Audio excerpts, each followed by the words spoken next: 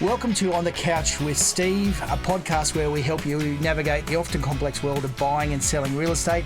I'm Steve Athanades. I'm the owner of NG Real Estate. I'm joined today by the lovely Kira College from River 949. Hello. How are you? Good, very good. Lovely. So what we're doing today is we're doing a market update for January 2024. It's the first time we've had to say that. I know. 2024.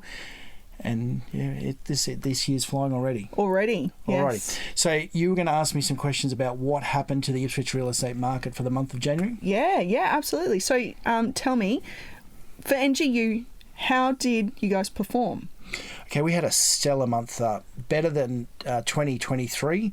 So in January 2024, we listed an amazing, and I'm still in awe with this one as well from my team, we listed 68 Ipswich properties in 31 days. That's right, I didn't stutter.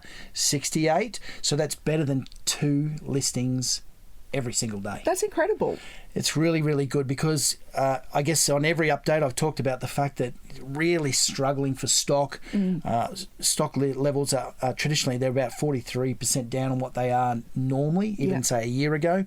So to crack 68 listings in January, beyond excited. Beyond excited. That's incredible because we were sort of going, are we going to have a drop? Or are we going to see a massive surge of properties come to market? And it's been just steadily creeping along. Well, it's weird. We make all sorts of predictions. Every single podcast we talk about what might happen. So the truth of the matter is I have an educated guess about what I think the market's going to do based on the number of people we see at open homes, I guess seller activity, so the amount of people seeking appraisals. So we did a huge amount of appraisals in the month of January, and obviously we listed a lot of those properties. So to get 68, absolutely massive result. Yeah, so that's very, incredible. Very happy. Congratulations, that's great. It's good. We did sell a couple too. How many did you sell? Well, we didn't sell 68, sadly, because that would really cheer me up. But we did sell 36, so a bit better than one a day. So that equates to about $24.5 million worth of Ipswich real estate. Wow. So traditionally, and this is the weirdest part, January normally does start slow. So the $24.5 million is a good result. Not unbelievable, but good. But the 68 listings is the unbelievable part of what happened in January this year. Wow, that's incredible. So in terms of, $24 million, that's a lot of property value. Yes. What's our sort of medium house price? Oh, look, median in Ipswich has a total now is somewhere in the sort of 560 range, is probably somewhere around median house price. But a lot of our sales, and interestingly, I keep saying top end is performing exceptionally well. In January, we sold 5 properties over $1 million. So 1.1, 1.3, 1.4, and even higher.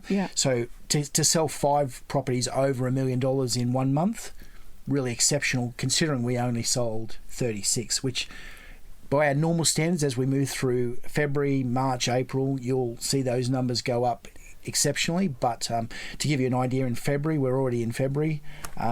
In the first 6 days of this month, we've already sold 14 houses in the first 6 days of the month. Oh, my goodness. Yeah. So again, we're tracking along better than 2 a day. So the market is really strong. So we sold $9 million worth in the first 6 days of the month. Wow. So if we can repeat that for the next, over the course of the next, the rest of the month, we should sell somewhere in the $30 to $40 million range. That's for the month. That's incredible for the shortest month in the year. Yeah, it's tracking really well already. And the reason it's going to be so high is because we listed so much in January. So when you list 68, they're coming to market. And in this market, what we're finding, so for the people out there at home who are wondering, average days on market, generally speaking, for me personally, across all of my stock is about 30 days on market is average. But what I find is 85% of everything I sell and my company sells within 7 to 14 days. Wow. So 85% is gone in under 2 weeks. That's and incredible. A lot of our stuff, last weekend I had 8 open homes myself and my team, and we sold 5. Now, just about every single listing we had out last weekend was first weekend on the market, and we sold 5 of them first weekend on the market. So some of these properties have only been on the market. They were probably launched on Tuesday or Wednesday and sold on Saturday. That's incredible. So I suppose then the next question is, what sort of, how many people are actually coming through? What's the buyer market looking like? Because, you've got a lot of stock, but how many people are coming into those open homes and then going, I'll take an offer, I'll give an offer. So how many offers are you still getting? Well, great question. So even my first 3 open homes on Saturday, I had like a mid $550,000 property, okay, which was first weekend on the market. It was a property in Carl Lane at North Ipswich. That property, I had 27 groups through that property. So on that one, obviously, I had multiple offers. Yeah. And I can't disclose the actual price yet because it's not unconditional. But offers over 549 sold in the 6s. Wow. So over $50,000 over list price. So 27 groups. So for the sellers at home, the thing that gets you the best possible price is competition. And my job as an expert marketer is to create the environment where I attract a lot of people to your home. Yep. If I can get 1, 2, 3, 4, 5 people all wanting it at the same time, it creates a sense of urgency based on a fear of loss. Yes. If you really like it and you think other people like it too, you know you've got to act quick, otherwise you're going to lose it. Yeah. So that's how you get multiple offers, but that one sold over $50,000 over list price. Second open home. This was a 4-bedroom, 2-bathroom in Brussels. Again, for an investor, entry level. This one was also listed at offers over 549. Okay, this one sold with multiple offers in the low 6s, okay, and I had 18 groups through that property. Wow. Okay, I then had, for my third open home, I had an acreage property, 4.5 acres, heading towards Fernvale on the Brisbane Valley Highway.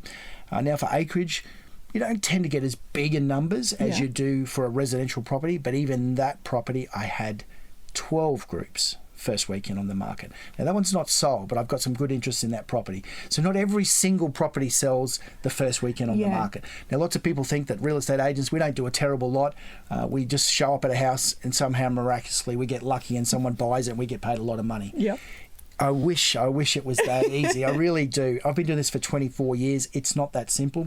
Everything we do is designed around a marketing campaign to create competition. Yeah.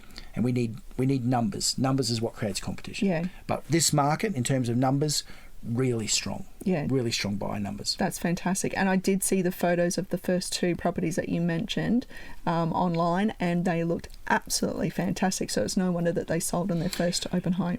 Correct. Now, some of those properties, the first one I showed, a marketing technique that we used on that one that people don't see all the time is that had previously been an investment property. The tenants had moved out. The owner had basically given it a complete paint job internally, but it was vacant.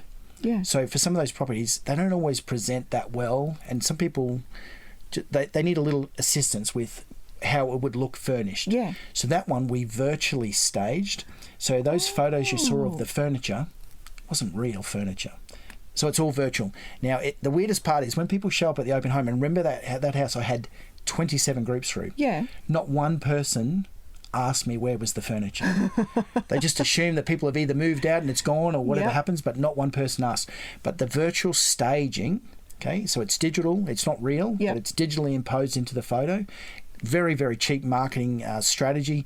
It's somewhere around $30 a photo, even if you needed 10 photos, it's $300 to virtually stage it. If you had to put real furniture in there, it would cost you somewhere, a house of that size, probably somewhere around $5,000 to $6,000. Wow. To put real furniture in it. Yeah. Okay, this one, virtual, looked absolutely amazing, created maximum interest, 27 groups through, and sold first weekend on the market. So if you want to know more about how to market your home to the best of its potential, obviously call NG Real Estate. Myself or any one of my amazing award-winning agents would love to help you. That's fantastic. Well, okay, so we've covered off a bit and actually quite a lot of information on the buying and selling market. Let's talk about the rental market. How's NGU going with availability in stock for rentals? And what's the rental market looking like in general for Ipswich? Okay, well, we signed up 12 new managements, which obviously helps for people who are looking for rentals. Yeah. So we added 12 more properties to our portfolio. We currently manage across our entire business over 1,000 rental properties, but we added 12 more in January. We rented 10 properties. So we put 10 new tenants into properties. Because like I said, remember, January traditionally is quite slow. So most people have done their moving prior to Christmas just to be settled. Yeah. You know, they want kids in for new school years and stuff like that. Yeah. So even to put 10 new people in a house in January, pretty solid effort. Yeah. So the numbers themselves in terms of people applying, they're still strong, but they're not crazy. And we've had this discussion before, where back, probably 6-8 months ago, the numbers were really crazy. Not so bad now. Still definitely competition. We've talked about on previous podcasts how you present your application to give yourself the best chance. But Yes. That rental market is still very strong. Yeah. So less than it was in the peak. Less than 1% vacancy rate. We're probably looking somewhere around 2 to 2.5% vacancy rate now. Okay. So there is more stock to choose from, and people are still being able to get into a property. Like the days of those stories we saw on the news where people being forced to sleep in their car. Yeah. I don't think the market's not like that now.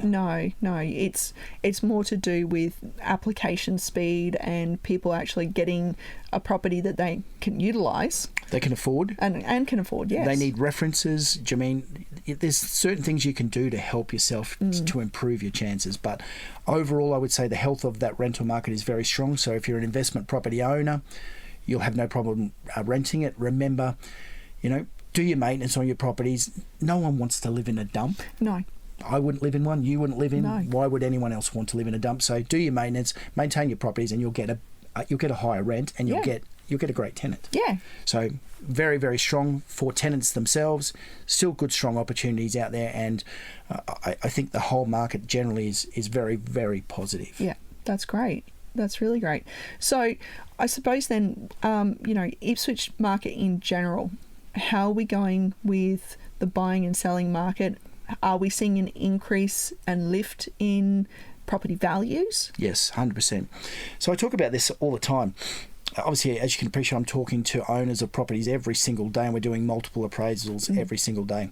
So this is the best market I've ever seen in Ipswich. I've been selling for over 20 years, about 24 years now. This is the best market I've ever seen. This is better than a boom because buyer numbers are so consistent, but stock levels are so low. Yeah. So all buyers are being forced to compete. Yeah. Remember what I said, get you the best possible price? Competition. So therefore, because people are being forced to compete, there's never been a better time to sell than right now. Yeah. So even in the boom, there was a frenzy and people were panicking, and at that stage, it drove house prices up. But what's happening now is there's a consistent rise because the stock levels aren't increasing. Yeah. Even though we listed 68, a lot of the other agents in Ipswich here would have gone nowhere near that, Right. and are struggling to get stock. We're very fortunate. We are the number one selling agency, so we're probably getting more inquiry. Well, not probably, we are getting more inquiry than anyone else. So obviously our stock levels are much higher than everyone else's. Yeah. But it's hard to get listings. So therefore, if it's hard to get them, okay, when you do get one, there's lots of competition. Yeah. And that's great for the seller. The buyer, they've just got to be a little bit more Well, what I on would the say ball. is buy now, because everything they're saying, obviously inflation's just come down to 4.1%. Best it's been for in quite some time. There's talk already that we will have interest rate cuts, and we may have multiple this year. We'll talk about that in another podcast with the RBA announcement, so stay tuned for that one. But we will probably see rate cuts starting maybe from as early as July Wow. this year, and we may get multiple, so it could be possible we could get July, August, September. So we start to get rate cuts, okay, that will push prices Up. higher. So what I would say to you is it's now January, end of January, start of February. Yeah. Okay, buy now, because if you wait until July, August, September, guess what, house prices could be 5, 10, who knows, 15% higher than they are now. Yeah. So buy now and buy from NGU. And if you need to list, you need to list with NGU.